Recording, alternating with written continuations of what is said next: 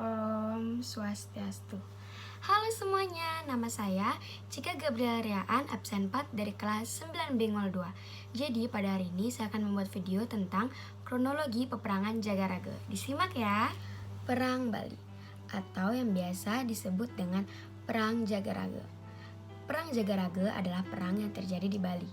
Pada saat itu, pada abad ke-19, Bali terdiri dari 9 kerajaan, yaitu Jembrana, Buleleng, Karangasem, Badung, Tabanan, Klungkung, Gianyar, dan Mengwi. Tapi pada akhirnya karena Mengwi kalah dari peperangan, akhirnya kerajaan Mengwi bergabung dengan kerajaan Tabanan dan Badung. Nah, Perang Jagaraga sendiri terjadi di antara kerajaan-kerajaan yang ada di Bali melawan kolonial Belanda. Perang Jagaraga dibagi menjadi 3 tahap atau 3 ekspedisi militer.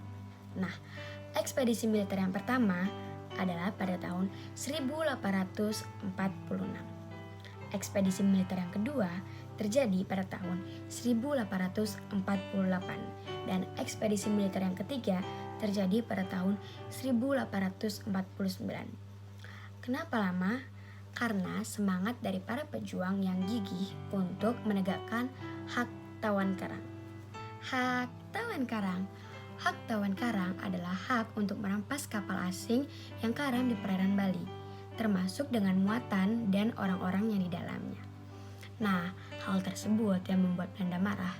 Kenapa? Karena Belanda cukup sering melewati perairan di Bali dan juga cukup sering karam, dan itu membuat Belanda rugi. Pada tahun 1839, Raja Buleleng dan Belanda melakukan pertandatanganan surat persetujuan untuk menghapus hak tawan karang dengan berbagai syarat. Namun sayangnya, Belanda melanggar syarat-syarat tersebut yang membuat Raja Buleleng marah dan murka. Sehingga pada tanggal 1844 kembali lagi terjadi. Kapal Belanda karam di perairan Bali. Hal tersebut membuat Raja Buleleng tidak segan-segan untuk merampas seluruh isi kapal Belanda tersebut. Nah, hal tersebut membuat Belanda sangat marah sehingga mengirimkan ultimatum kepada Raja Buleleng. Namun, ultimatum tersebut ditolak mentah-mentah oleh Raja Buleleng.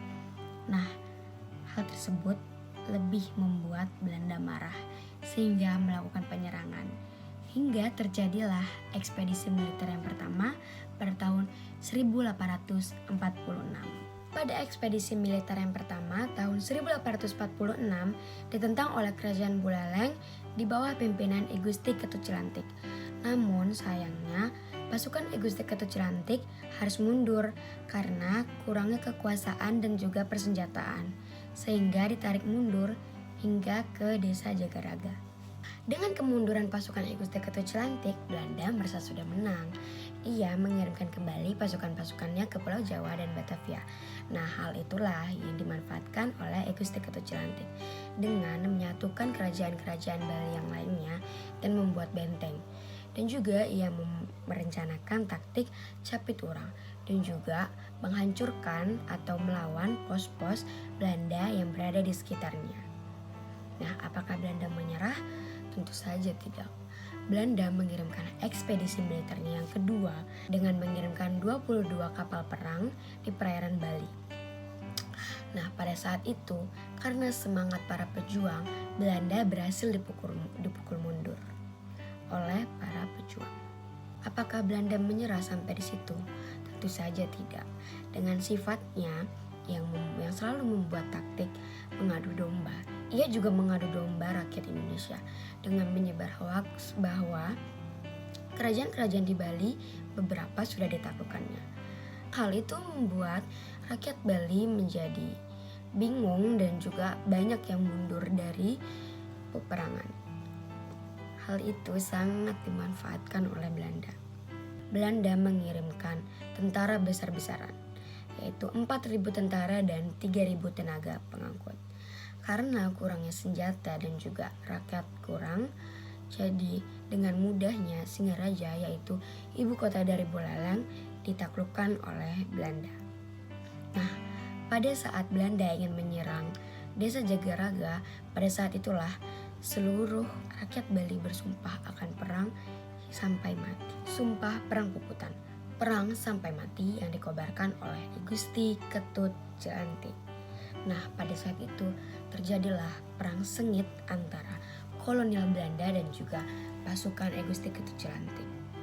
Karena kurangnya senjata dan kurangnya rakyat, Belanda dengan mudah menghancurkan pasukan Gusti Ketut Jelantik. Karena hal itu, Gusti Ketut Jelantik ingin meminta bantuan kepada Kerajaan Karangasem. Namun sayangnya di saat dalam perjalanan, Belanda menghadang Gusti Ketut Jelantik dan membunuhnya, hingga Gusti Ketut Jelantik gugur di medan perang. Dengan jatuhnya kerajaan Buleleng ke tangan Belanda, hal tersebut membuat Belanda sangat mudah menguasai kerajaan-kerajaan Bali lainnya. Nah, hal itu dikarenakan karena sudah tidak ada lagi pemimpin karismatik yang bisa menyemangati para rakyat-rakyat untuk melakukan perang.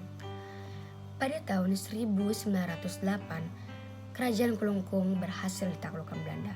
Nah, hal tersebut mencapai titik di mana Belanda menguasai keseluruhan Pulau Bali.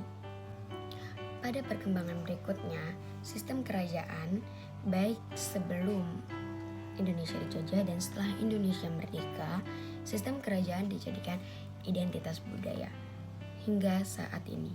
Namun, tidak berwenang politik sedikit pun. Nah, itu dia cerita dari Perang Jagaraga. Terima kasih dan saya tutup dengan Parama Santi. Om Santi, Santi, Santi, Om.